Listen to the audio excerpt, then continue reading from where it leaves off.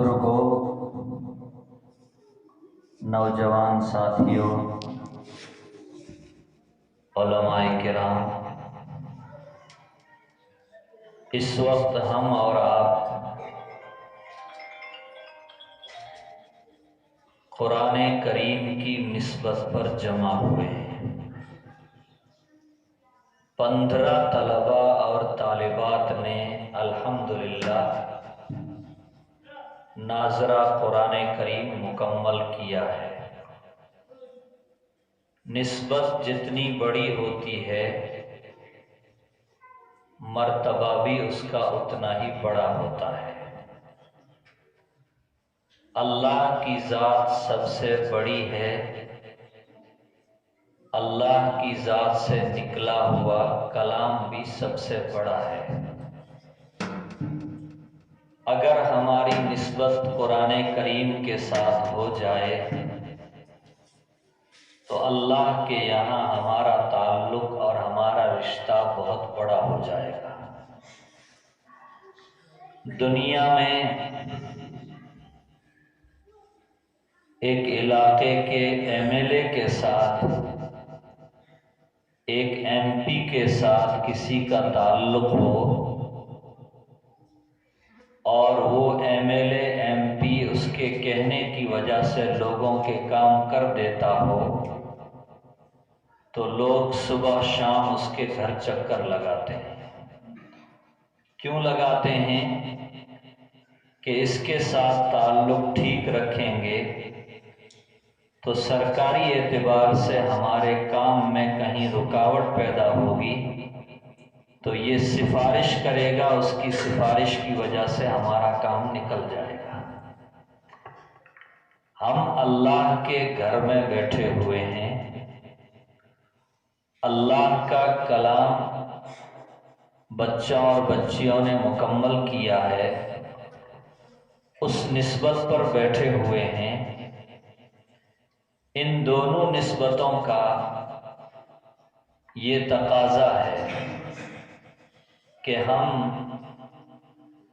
ادب کے ساتھ بیٹھیں اور ادب کے ساتھ باتوں کو سننے کی کوشش کریں۔ جتنی طلب سے باتیں سنی جاتی ہے اللہ تعالیٰ اتنا ہی اس کو فائدہ پہنچاتے ہیں۔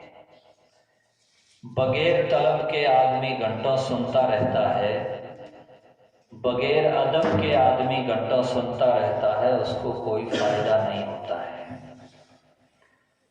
جو اولاد ماں باپ کا ادب و احترام کرتی ہے وہی اولاد اپنے ماں باپ کا کہنا بھی مانتی ہے اور ان کی اطاعت کرتی ہے۔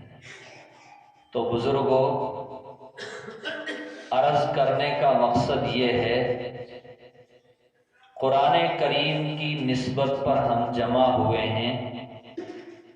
مبارک دن ہے، مبارک گھڑیاں ہیں۔ ہم دل میں اللہ سے دعا کریں کہ ختم قرآن کی مجلس، مبارک دن کی گھڑیاں، معصوم بچوں اور بچیوں نے بہترین انداز میں پروگرام پیش کیا، وہ لمحات بھی مبارک۔ اللہ ان مبارک لمحات کے اندر ہمارے جمع ہونے کو بے انتہا قبول فرما لے۔ ہم اور آپ جو ارادے، جو عزائم یہاں سے لے کر کے جائیں، اللہ تعالی ہمارے ان ارادوں کو، ان عزائم کو تکمیل تک آسانی کے ساتھ پہنچاتے ہیں۔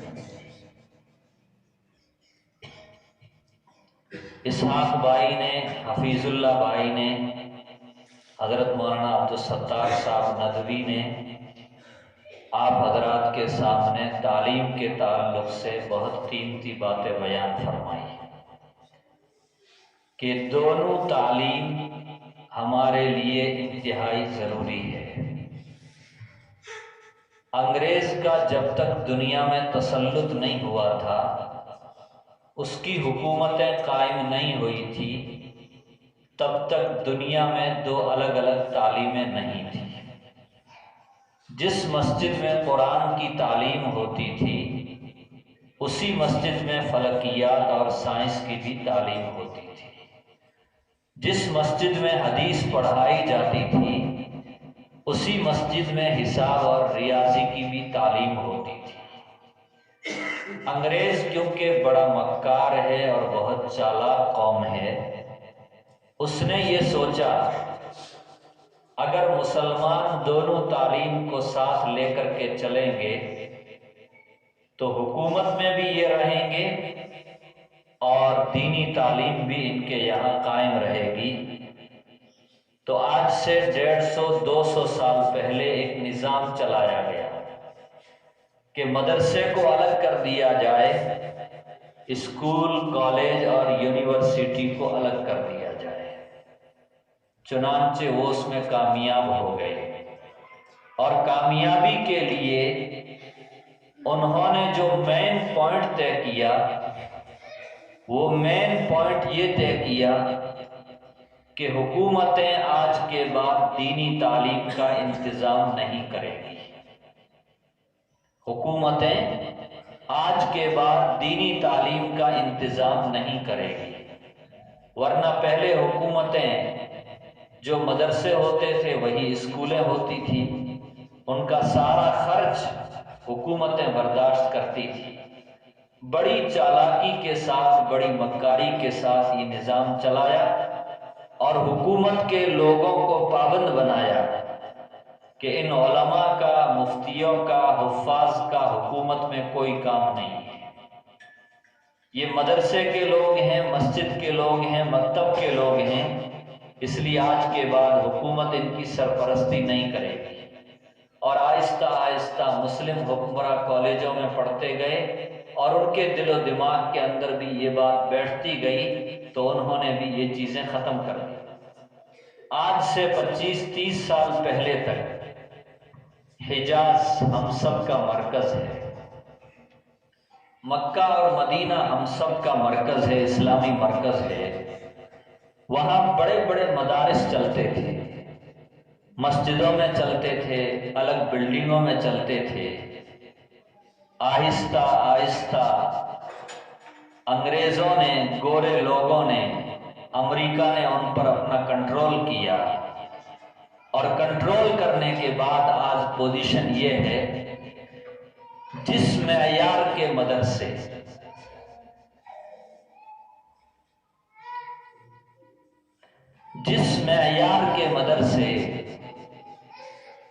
ہندوستان، پاکستان، بنگلہ دیش میں چلتے ہیں، اس معیار کے مدرسے آپ کو عرب ملکوں میں کہیں بھی نہیں ملیں گے۔ نوبت یہاں تک آ گئی، اور محمد بن سلمان کے آنے کے بعد کیا نوعیت ہے سعودیہ کی، جوان لوگ سب جانتے ہیں۔ عیاشی کے اڈے کھول دیے، ننگے پن کو عام کرنا شروع کر دیا۔ جن جگہوں میں، جن مقامات پر عورتوں کے آنے کو شریعت پسند نہیں کرتی ہے، ان جگہوں کے اوپر لا کر کے نوجوان بچیوں کو بٹھا دیا۔ تو میرے عرض کرنے کا مقصد یہ ہے کہ دین اور دنیا کی تعلیم دونوں الگ الگ نہیں ہیں، یہ ایک ہی گاڑی کے دو پہیے ہیں، ایک ہی سائیکل کے دو پہیے ہیں۔ دینی تعلیم اگلا پہیہ ہے، دنیاوی تعلیم پچھلا پہیہ ہے۔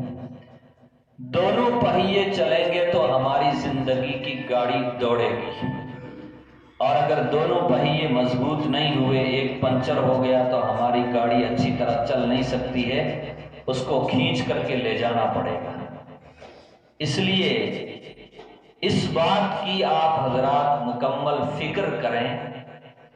آپ کے بچوں میں، آپ کے بچیوں میں الحمدللہ بڑا حوصلہ ہے، بڑی جرأت ہے، بڑی بے باکی ہے۔ دینی تعلیم کو بھی مضبوط طریقے سے دلاؤ اور دنیاوی تعلیم کو بھی مضبوط طریقے سے دلاؤ۔ ہمارے یہ بچے آگے چل کر کے دینی لائن میں آئیں گے تو بھی مضبوطی کے ساتھ کام کریں گے۔ کام کے لیے حوصلہ چاہیے۔ کیا چاہیے؟ حوصلہ چاہیے۔ ایک آدمی کے پاس مال بہت ہے، گاڑیاں بھی ہے، اسباب بھی ہے، لیکن بڑا ڈرپوک ہے، وہ میدان میں آ کر کے کبھی کام نہیں کر سکتا ہے، وہ اپنے سارے کام رشوت سے کروائے گا۔ اللہ نے حوصلہ دیا ہے، جرأت دی ہے، تو ابھی مولانا نے جیسے فرمایا ماں باپ کی بہت بڑی ذمہ داری ہے اور اللہ کے یہاں حساب دینا پڑے گا کہ ہم اپنی اولاد کی صحیح تعلیم اور صحیح تربیت کا مکمل انتظام کرنے کی کوشش کریں۔ بولو کریں گے انشاءاللہ۔ یہ مکتب تو ہمارے بزرگوں نے محنتیں کی، ہمارے علماء نے محنتیں کی، الحمدللہ جگہ جگہ مدارس قائم ہو گئے، جگہ جگہ مکاتب قائم ہو گئے، مسجدیں بہترین اور شاندار تعمیر ہونا شروع ہو گئی۔ اب کمی اس بات کی ہے کہ علماء کی محنتوں سے جس طرح یہ تعلیم مضبوط ہوئی ہے، کچھ لوگ ہمت کر کے آگے آئیں اور اسلامی تربیت کے ساتھ، میں بہت سوچ سمجھ کر کے بول رہا ہوں، اسلامی تربیت کے ساتھ اسکولوں کے نظام کو بھی مضبوط کرنے کی کوشش کریں۔ بولو کریں گے انشاءاللہ کریں گے۔ ورنہ آپ دیکھتے ہیں بہت ساری اسکولیں چلتی ہے، مسلم بچے اور اسکولوں میں پڑھتے ہیں، لیکن کسی کو سورہ فاتحہ یاد نہیں ہے، نماز کا عطا پتہ نہیں ہے، اللہ کون ہے وہ اس بات کو جانتا نہیں ہے، محمد الرسول اللہ صلی اللہ علیہ وسلم کون ہے اور اللہ نے دنیا کا نظام کیسے چلایا ہے اس کو کچھ بھی پتہ نہیں ہے۔ 12ویں کر لے گا، آگے بڑی ڈگری لے لے گا، اور ڈگری لینے کے بعد دنیا کے دوسرے لوگ جس طرح نوکری کے تلاش میں گھومتے ہیں وہ بھی اسی طرح نوکری کے تلاش میں جائے گا، اور نوکری ملے گی، لاکھوں روپے کما کر کے لائے گا، اس کے دل میں قوم کا، امت کا، ملت کا کوئی درد نہیں ہوگا۔ وہ پیسے جمع کر لے گا، گھر بہترین بنا لے گا، لیکن قوم کو اس سے کوئی فائدہ نہیں پہنچے گا۔ قوم کو وہی آدمی فائدہ پہنچا سکتا ہے جس کے دل کے اندر امت کا، ملت کا اور قوم کا درد ہو، اور یہ درد کب پیدا ہوگا؟ جب اس کے اندر ایمانی اور اسلامی روح آئے گی۔ کیا آئے گی؟ اسلامی اور ایمانی روح اس کے اندر پیدا ہوگی تو یہ درد بھی اس کے اندر آئے گا، ورنہ وہ یہ کہے گا مجھے تو لاکھ روپے مہینے کے مل جاتے ہیں، میرے قوم کے، میرے رشتہ داروں کے بچے پڑھے نہ پڑھے، مجھے اس سے کچھ لینا دینا نہیں ہے۔ اس لیے اسلامی اسکولوں کا نظام قائم کرنے کی کوشش کریں۔ ہمارے جو لوگ سیاست میں چلتے ہیں، راجنیتی میں چلتے ہیں، سماج میں جن کو اثر دیا ہے، میں ان سے گزارش کرتا ہوں کہ چاہے سرکاری اسکولیں ہوں یا اپنی پرائیویٹ اسکولیں ہوں، ان اسکولوں میں اپنے جو بچے پڑھتے ہیں ان بچوں کے لیے جب تک اپنی اسکولوں کا نظام نہ بنے مضبوط، ان کو مکتب کی تعلیم کے لیے بھیجنے کی ضرور فکر فرمائیں۔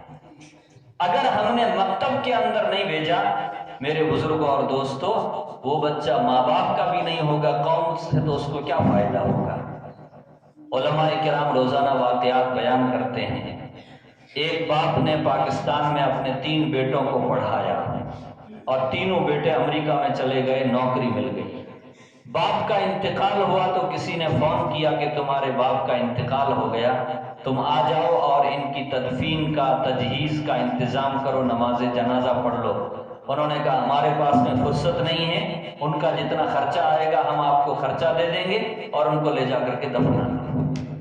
یہ ماں باپ کے ساتھ دنیاوی تعلیم حاصل کرنے والوں کا سلوک ہے، جو اعلیٰ ڈگریوں پہ سالانہ جو کروڑوں روپے کماتے ہیں، اپنے دھندوں میں، اپنی ساری چیزوں میں۔ آپ کو شریعت کمانے سے، تجارت سے منع نہیں کرتی ہے، بلکہ شریعت اس کے لیے ہم کو مکلف بناتی ہے۔ نبی علیہ الصلوۃ والسلام نے فرمایا کسب الحلال فریضۃ بعد الفرائض، حلال مال کمانا اسلام کے فرائض کے بعد، نماز، روزہ، زکوٰۃ، حج کے بعد سب سے بڑا فریضہ ہے۔ کیا کمانا؟ حلال مال کمانا۔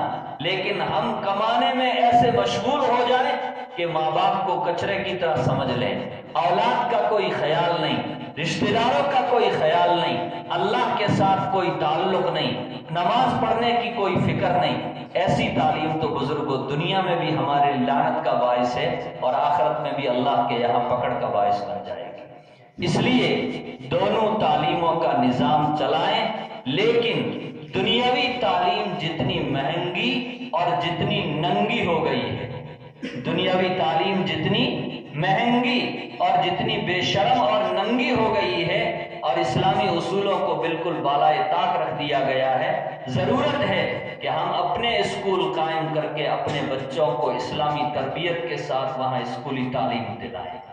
آپ کا گاؤں الحمدللہ کافی بڑا ہے، ایک اسکول اس انداز کا یہاں ہونا چاہیے۔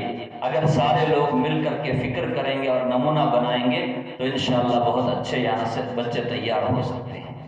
دوسری بات، یہاں جن بچوں کی مکتب کے اندر تعلیم مکمل ہو جائے، ہم اپنے بچوں کو مدرسے کے اندر بھیجنے کی ضرور کوشش کریں۔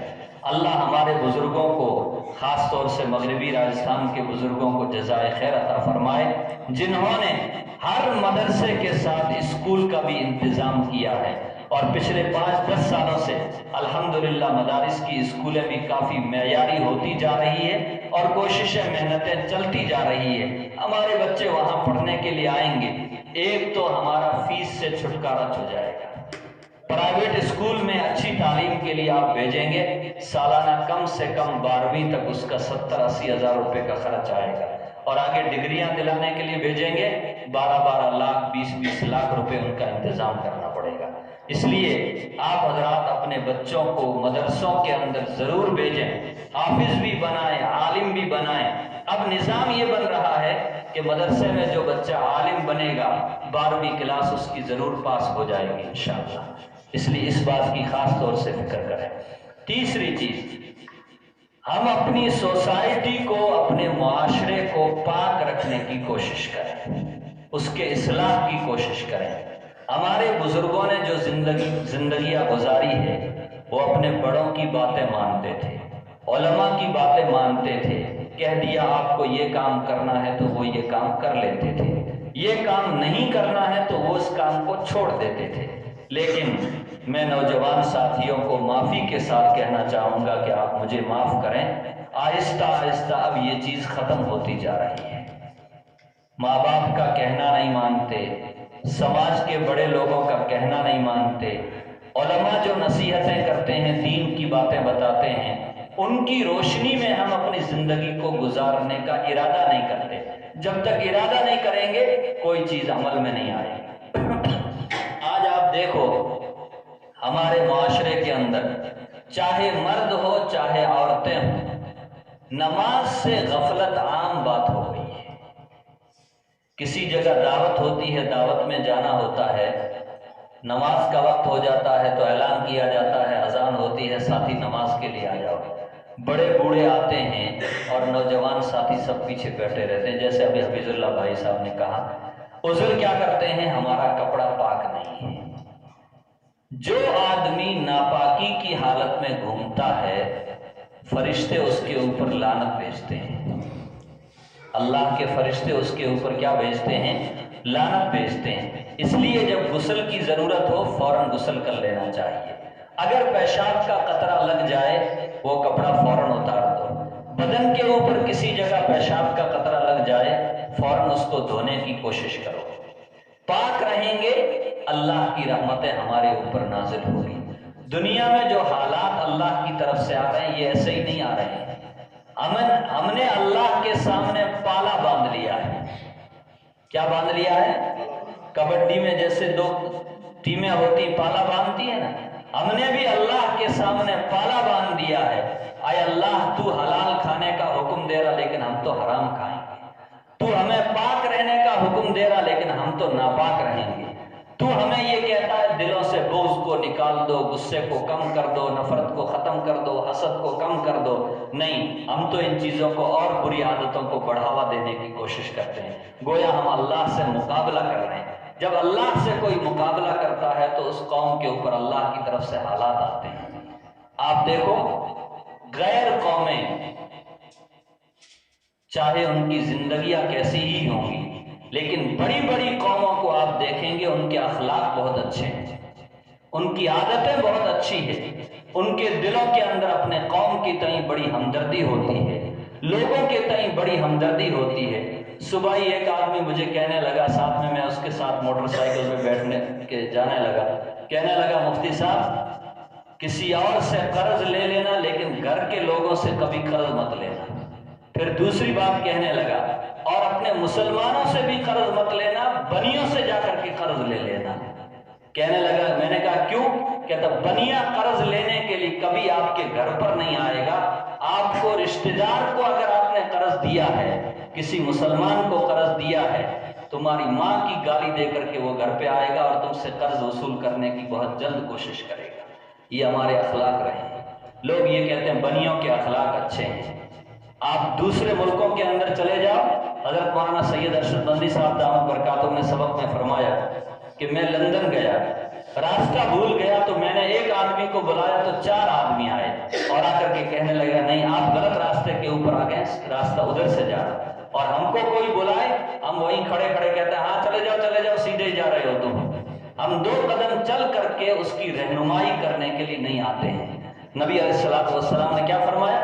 اسلام کے 70 سے زیادہ شعبے ہیں، افضلها قول لا الہ الا اللہ، ان میں سب سے افضل لا الہ الا اللہ کا کہنا ہے، ادناها اماطۃ الاذی عن الطریق، اسلام کا سب سے نچلا شعبہ، نچلا درجہ یہ ہے کہ راستے چلتے ہوئے تکلیف دہ چیز کو ہٹا دو، یہ بھی اسلام کا اہم شعبہ ہے اور اس کے اوپر بھی بہت بڑا ثواب ملتا ہے۔ تو میں عرض یہ کر رہا تھا، ہم اپنے معاشرے کو، سوسائٹی کو پاک بنانے کی کوشش کریں۔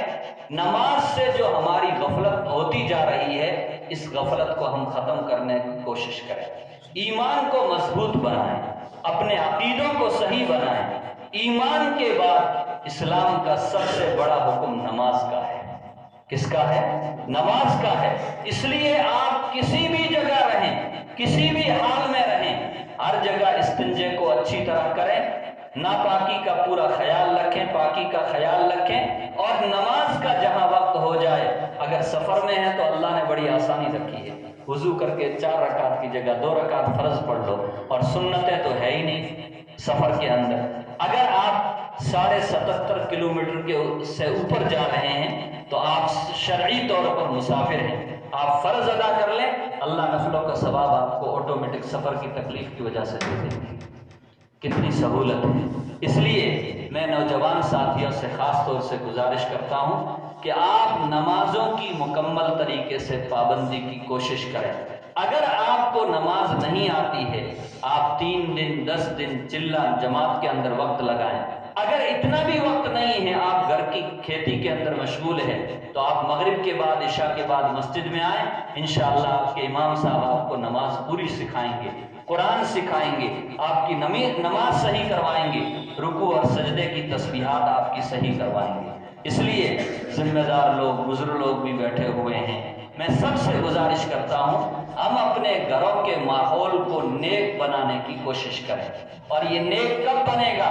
جب ہم اچھے کاموں کا حکم کریں گے اور برے کاموں سے روکنے کی کوشش کریں گے۔ کیا؟ اچھے کاموں کا ہم حکم کریں اور برے کاموں سے روکنے کی کیا کریں؟ کوشش کریں۔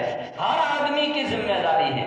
نبی علیہ الصلوۃ والسلام فرماتے ہیں، الا کلکم راع وکلکم مسئول عن رعیتہ، سنو تم میں سے ہر آدمی اپنی جگہ ذمہ دار ہے، اور کل قیامت کے دن اللہ تعالیٰ اس سے اپنی ذمہ داری اور اپنے ماتحت لوگوں کے بارے میں سوال ضرور کریں گے۔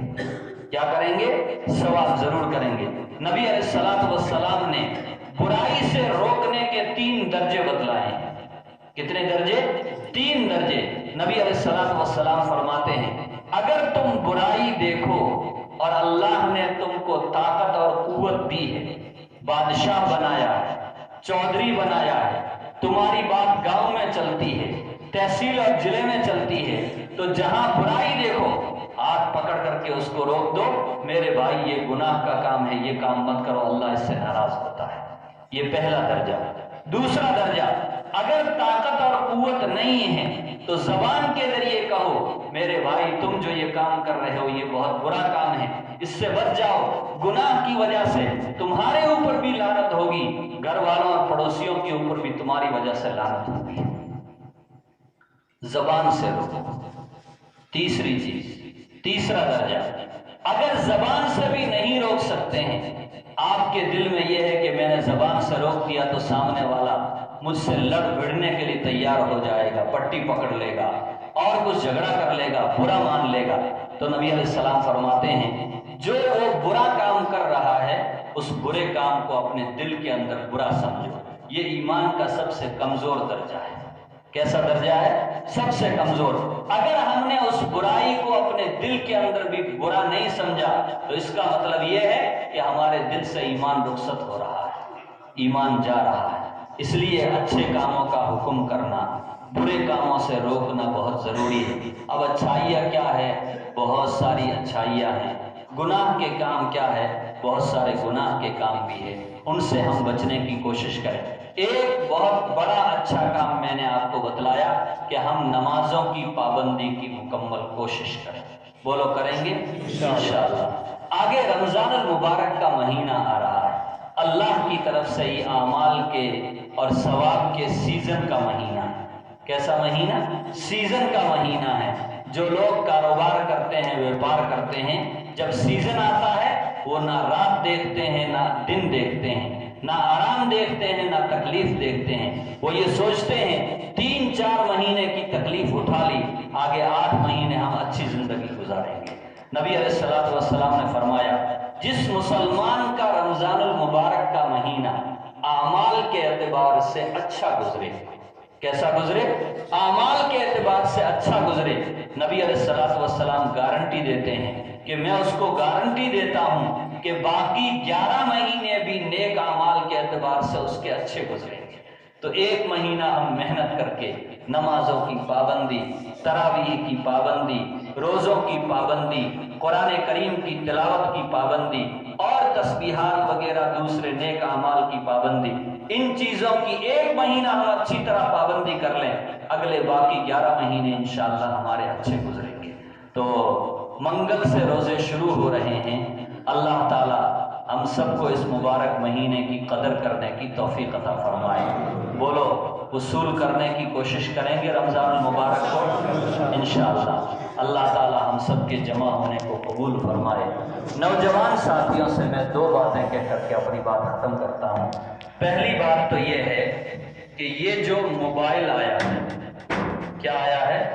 موبائل آیا ہے، اور خاص طور سے جو یہ بڑا موبائل ہے جس میں نیٹ چلتا ہے، انٹرنیٹ چلتا ہے، یہ موبائل ایسی چیز ہے کہ آپ اس میں اگر اچھی چیزیں لینا چاہیں تو اچھی چیزیں بھی بہت ہیں، اور اگر بری چیزوں کی طرف چلے جائیں تو بری چیزیں اس سے بھی زیادہ ہیں۔ اب کسی نے آج تک ہم سے نہیں پوچھا، علماء کرام کو چھوڑ کر کے، کہ ہمارے لیے اس میں اچھی چیزیں کیا ہیں جن اچھی چیزوں کو ہم استعمال کریں۔ مجھ سے کسی نے نہیں پوچھا، اور علماء سے پوچھا ہوگا۔ کتنی بڑی بات ہے، رات رات موبائل چلتے رہتے ہیں، 1-1 2-2 بجے تک موبائل چلتے ہیں، اور پہلے ہمارے بزرگ یہ کہتے تھے کہ ہم تو تہجد میں اٹھتے ہیں، غیر لوگ 7 بجے اٹھتے ہیں، سورج کے ساتھ اٹھتے ہیں۔ اب دنیا میں سسٹم یہ بن گیا، 2 بجے تک 3 بجے تک مارکیٹ چلتا ہے، موبائل چلتے رہتے ہیں، دنیا 10 بجے تک سوتی ہے، اور ہمارے مسلمان بھی 8 بجے تک سونے کے عادی ہو گئے۔ بہت بری بات ہے، اللہ کی ناراضگی اس کی وجہ۔ پہلے آدمی گناہ کرتا تھا، لوگ دیکھ لیتے تھے تو لوگوں کی شرما شرمی میں وہ گناہ نہیں کرتا تھا، اور اب لحاف اوڑھ کر کے، چادر اوڑھ کر کے، کانوں میں لگا کر کے جو گناہ کرنا چاہیں وہ گناہ کرتے رہو۔ نہ ماں دیکھتی ہے، نہ باپ دیکھتا ہے، نہ بھائی دیکھتا ہے۔ اور میں آپ سے ایک بات اور کہنا چاہوں گا، 15 اور 25 سال کے درمیان کی جو یہ عمر ہے، یہ عمر بننے کی بھی ہوتی ہے اور بگڑنے کی بھی ہوتی ہے۔ ماں باپ اپنے بچوں کے اوپر اس عمر میں موبائل کے تعلق سے بہت سخت نگرانی کریں۔ کیا کریں؟ نگرانی کریں۔ اس بچے کو ابھی موبائل کی کیا ضرورت ہے؟ آپ کو چلو موبائل پہ کاروبار کرنا ہے، باتیں کرنی ہیں، رشتہ داروں سے باتیں کرنی ہیں، तिजारत करनी है और कोई फ़ोन पे इस्तेमाल करना है और दूसरी चीज़ें अच्छी चीज़ें हो सकती है, लेकिन जो 15 साल की उम्र के बच्चे, 16-17 साल की उम्र के बच्चे हैं, उन बच्चों के लिए तो इस मोबाइल में कोई ज़र्रा बराबर भी फ़ायदा नहीं। सिर्फ इतना फ़ायदा होगा, वो इधर उधर बातें करेगा, और बातें आजकल बच्चे आमतौर से कम करते हैं, नेट लगाते हैं और लगा करके उसमें उल्टी सीधी चीज़ें सुनना शुरू कर देते हैं। और घरों में हमारी माँ बहनें भी इतनी कमज़ोर हो गई है। क्या हो गई है? इतनी कमजोर हो गई है। पहले बच्चे का जी बहलाने के लिए लोरियां चलती थी। क्या चलती थी? ला इलाहा इल्लल्लाह, ला इलाहा इल्लल्लाह। ये लोरी चलती थी। माँ लोरी देती थी, बाप लोरी देता था, तो बच्चे सो जाते थे। अब माँ कहती है मैं रोटियां पकाती हूँ, मैं कपड़े धोती हूँ, मैं ये काम करती हूँ, बच्चा रहता नहीं है, इसलिए मोबाइल हाथ में पकड़ा दो। ये जो चाहेगा गेम खेलेगा, जो चाहेगा नंगी तस्वीरें देखेगा, जो चाहेगा वीडियो देखेगा। ये गुनाह कबीरा है। ये क्या है? गुनाह कबीरा है। इसलिए मैं नौजवान साथियों से बहुत अदब के साथ दरखास्त करता हूँ, हम गलत चीजों के ताल्लुक से अपनी तबीयतों के ऊपर कंट्रोल करें। क्या करें? कंट्रोल करने की कोशिश करें। इंशाअल्लाह ये चीजें कंट्रोल में आ जाएगी। आदमी किसी काम का पक्का इरादा कर लेता है, पहाड़ को भी काट के रख देता है। किसको? पहाड़ को भी काट के रख देता है। ये चीजें तो क्या है, हम अपनी तबीयतों पर कंट्रोल करेंगे तो इंशाअल्लाह ये चीजें हमारे कंट्रोल में आ जाएगी। एक बात तो ये। दूसरी बात, मैं अपने नौजवान साथियों से खास तौर से कहना चाहता हूं, नशे की जितनी चीजें हैं, नशे बीड़ी से लेकर के ऊपर तक चले जाओ, जो हजारों का रोजाना का नशा होता है। हमारे इलाके के अंदर भी अल्लाह की तरफ से पता नहीं कैसी लानत आई है, नौजवान उसके पीछे अंधा होकर के भागा जा रहा है। कोई बेचने के लिए, कोई फरोख्त करने के लिए, कोई किसी काम के लिए, कोई किसी, और बहुत सारे लोग इस लत में पड़ते हैं। मैं मुकम्मल तहकीक के साथ, जो डॉक्टर लोग इसकी तहकीक करते हैं, उनकी तहकीक के बाद मैं आपको कहता हूँ, जो ये बड़ा नशा आजकल चलता है, जो लोग बड़ा नशा इस्तेमाल करते हैं, 40 साल के बाद वो अपनी जिंदगी की खैर बनाए, माल भी बर्बाद, सेहत भी बर्बाद, जिस्म भी बर्बाद। आपकी बीवियां किसी और के घर तलाश करेगी, आपके माँ बाप आपकी खिदमत के मोहताज हो रहे हैं। जब आप 40-45 साल की उम्र में पहुंच रहे हैं और आप ही चारपाई पे सवार हो गए, तो माँ बाप की खिदमत कौन करेगा? इसलिए इस चीज से भी मेरे नौजवान साथी अपने आप, अल्लाह ने हलाल रोजी के रास्ते बहुत खोल रखे हैं, हराम रोजी ही में हमारे लिए अल्लाह ने रास्ता रखा है? हरगिज नहीं। आज हमारे इलाके के अंदर गैरों के मुकाबले में हमारे मुसलमान बच्चे इस लानत के अंदर बहुत ज्यादा मुब्तला हैं। इसलिए इस बात के ऊपर भी कंट्रोल करें।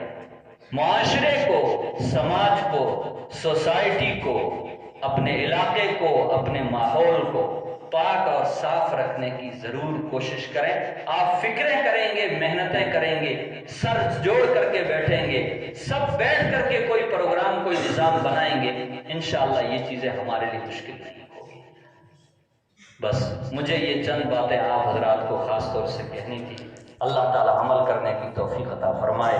15 बच्चा और बच्चियों ने कुरान करीम मुकम्मल किया, बस्ती के लिए बहुत बड़ी मुबारकबादी की बात है। माँ बाप के लिए उससे भी बड़ी मुबारकबाद है। उस्ताद साहब ने मेहनत की, आप उनकी हौसला अफजाई फरमाइए, उनकी कदर कीजिए। माँ बाप से मैं ये अर्ज़ करना चाहूँगा, जैसे मौलाना ने फरमाया, बच्चों की तरबियत मदरसे के अंदर, मकतब के अंदर मुकम्मल तरीके से नहीं हो पाती है। घरों में आने के बाद आप अपने बच्चे और बच्चियों की मुकम्मल निगरानी फरमाएं। स्कूल पढ़ते हैं तो बच्चे से पूछे होमवर्क हुआ है कि नहीं हुआ है। मदरसा पढ़ता है तो बच्चे से मालूम करें कुरान करीम का सबक याद किया कि नहीं किया, उर्दू का सबक याद किया कि नहीं किया, नकल की कापी तूने लिखी है कि नहीं लिखी है। इन चीज़ों के ऊपर हम मुकम्मल तरीके से निगरानी फरमाएं। 10 साल 15 साल हम मिल बैठ करके इस तरह की मेहनत करेंगे, इंशाअल्लाह हमारी बस्तियों के अंदर एक इख्तिलाफ पैदा होगा। वरना बूढ़े किसी और रास्ते पे जा रहे हैं, नौजवान किसी और रास्ते पे भाग रहे हैं, और हमारे छोटे बच्चे उनसे भी आगे जाने की कोशिश कर रहे हैं। अगर माशरा और समाज पे कंट्रोल हो गया, हमारी गिरफ्त से बाहर हो गया, تو بزرگوں اگلے حالات یاد رکھنا، میں اللہ کے گھر میں بیٹھ کر کے خدا کی قسم کھا کے کہتا ہوں اگلے حالات اس سے بھی بدتر ہوں گے اور برے ہوں گے. ہم خون کے آنسو روئیں گے، پھر بھی ان بچوں کو صحیح راستے کے اوپر لانے کی ہماری محنتیں کامیاب نہیں ہوں گی.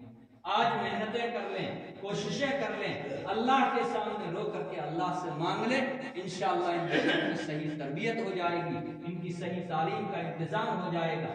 آپ 2 بول بولیں گے، آپ 5 منٹ بیٹھ کر کے فکریں کریں گے، آپ اس ماحول کو بنانے کے لیے 2 پیسے خرچ کر دیں گے، اللہ تعالیٰ اس کو قبول فرما لیں گے اور اس کی وجہ سے ہمارے یہاں ایک ماحول بن جائے گا. اس بات کی بہت سخت ضرورت ہے.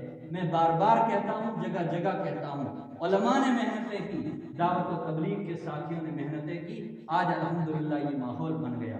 لیکن نوجوان نسل، ہمارے بچے اس طرف آنے ہی کے لیے تیار نہیں ہیں. سماج کے لوگ، سوسائٹی کے لوگ بیٹھ کر کے اس کا نظام جب تک نہیں بنائیں گے تب تک یہ چیزیں ہمارے کنٹرول میں نہیں آئے گی. اور آخری بات میں یہ کہتا ہوں، اگر مال خرچ کرنے کی ضرورت پیش آ رہی ہے اس ماحول کو بنانے میں، تو نوجوان ساتھیوں سے کہوں گا، آپ نشے کے نام پر جو مال خرچ کرتے ہیں اس مال کو آپ بچا لیجئے، انشاءاللہ یہ نظام بن جائے گا. ماہانہ ہزاروں روپے کے پیسے نشے کے نام پر حرام کے خرچ ہو رہے ہیں، اللہ جس سے ناراض ہوتا ہے کوئی فائدہ نہیں، نہ دنیا کا کوئی فائدہ نہ آخرت کا کوئی فائدہ. اور اگر کوئی نشہ نہیں کرتا ہے اور اس کو اپنے مال کی ضرورت ہے تو شادی اور غمی کے موقع پر ہم جو فضولیات میں اپنا مال خرچ کرتے ہیں اس مال کو بچا لیجئے اور صحیح جگہ کے اوپر اس کو خرچ کیجئے. انشاءاللہ مال کی خرچ کرنے کی وجہ سے اگر نظام بنتا ہے تو ہمارے پاس اللہ نے بہت مال دیا ہے، لیکن وہ مال صحیح جگہ خرچ نہیں ہو رہا ہے، فضولیات میں خرچ ہو رہا ہے. قرآن کریم میں اللہ تبارک و تعالی نے فرمایا، ان المبذرین کانوا اخوان الشیاطین، فضول خرچی کرنے والے شیطان کے دوست اور اس کے بھائی ہیں. اس لیے اپنے آپ کو اس سے بچائیں. میں بزرگوں سے درخواست کروں گا، وقت نکالیں، مسجد میں جمع ہو کر کے بیٹھیں، گھروں میں کسی جگہ جمع ہو کر کے بیٹھیں، علماء کو ساتھ لیں، جماعت کے ساتھیوں کو ساتھ میں لیں اور لے کر کے اپنے پورے بستی کا اور اپنے پورے محلے کا ایک نظام، اچھا نظام، نیک ماحول بنانے کی کوشش کریں. Thanks for watching. Don't forget to like, comment, share and subscribe to Al Wahid channel.